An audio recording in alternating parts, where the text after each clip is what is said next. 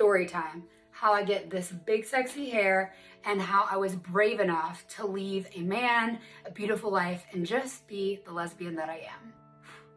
I didn't know how to do a lot of things until I was really 30, literally existing on my own as an independent woman or even styling my hair. So while I style my hair, I'm gonna tell you a few things that I've learned this year. First things first, you need one of these. I literally did not know how to do anything on my own. I was raised to believe that the whole point of college was to meet a man and get married. And I never, ever saw lesbians in the wild, as I'd like to say. So I really didn't see that representation. I didn't know it was a thing. I didn't know you could live happily ever after with a woman, even though I knew since I was a very little girl that women made me feel tingly. It take about that much. Now I have blown out my hair, okay? With the blow dryer upside down before this. And the only things that I put in my hair, wait, let me get this one and then I'll show you the only things that I put in my hair before this. Okay, so this is about the length of the barrel. Only two things I put in my hair before this was a thickener right here on the top of my head and a little bit of this while it was still wet. Both of these while still wet, blew it out. So I got married at age 24. I left my parents' house and on my wedding night, moved in with my husband. We had never had sexy time until our wedding night, so that was weird. I think just being in total excitement about all of that made me somehow think that I liked it a little bit. I mean, maybe at some point I was bi, but I really think I just was trained to get validation. And on your wedding night as a Christian girl, you're getting the most validation you're ever gonna receive, right? Like, you made it, I made it. So in my head at that point, like, it was fine. Like, life was good, but the marriage wasn't good. Like, the wedding night was fine, wedding week was fine, marriage wasn't good. And not to go into great detail because I don't like to talk bad about anybody, but he just wasn't that nice to me.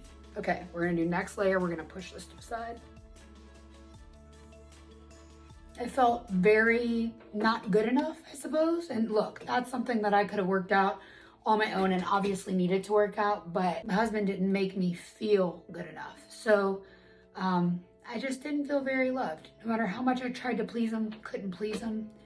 And eventually I ended that, came back home, and reckoned with the idea that I felt things around women, like these little giddy feelings that I never really would feel around men. Now, at this point, I didn't really understand that what I was feeling for men was just validation and the general idea of enjoying attention. I couldn't put two and two together. I've recently just put that together. So I'm like, how could I have been a lesbian this whole time and not known it? Well, compulsive heterosexuality makes us think that the validation we get from men is something that we crave, but it's not a sexual thing. It's not even a romantic thing. It's a survival thing. As women, you know, our ancestors wouldn't have survived without men's support. So I moved back when I was 26 and I started seeing this one lady, but it was like this friendship, but like this unspoken, we like each other thing. And it got me thinking, I really like this thing. But then I met a guy who ended up becoming my best friend. And he was like, we should date. And I totally just forgot about exploring the sexuality because he was very nice to me. And my husband had been very mean to me. So a guy being very nice to me after a husband being very mean to me led me to think like I must really be attracted to him. When in reality, I was just really excited to have a nice human in my life. I went from being married to being with this man who gave me a pretty good life. I mean, I got pretty serious with him pretty fast and started working for him. And I didn't really have to worry about any bills. Everything was just kind of done for me because I helped him, he helped me. It was just flowing. I was like, this must be how it's supposed to be because I saw my parents work together. But then one night, we sat down at this bar during COVID times, right when people could start going out again. And my ex-boyfriend was so much older than me. I was always afraid of him getting the Rona. So this one lady sat really close to me at a bar, no stool between us, when there were plenty of places to sit. Like, I was like, are you freaking kidding me? So she tapped me on the shoulder and was like, can I sit here? And I was like, not even gonna turn around, because I was like, are you kidding me? Like, there's so many places to sit. Like, this is back with like the 6 feet apart rule was like very much a thing. And she was ignoring that. And so I didn't even want to look up at her. And she tapped me again. And I was like, I am such a nice person, like such a polite person. But I was about to turn around. So I was kind of angled towards my boyfriend, like looking at him talking. And she kept tapping me. I was like, okay. So I turned around to like just be like, ma'am, you need to take your 6 feet. But I looked at her. I was just like, oh. And that was the moment in my tummy where I realized this is a thing. Like I feel something for a woman that I don't feel for a man. Annie had been looking at diamond rings and talking to my parents about marrying me, but something just kept me from saying yes. At this point, I was 28, and this lady made me rethink everything. But I thank her, because it made me realize, holy shit, I have to at least be bi, and I can't be in denial about this. I've got to explore it. So at this point, I talked to my ex-boyfriend about it. He's like, go ahead, go explore it. Like, I want to marry you knowing that you've explored everything and you knowing for sure that you want to be with me.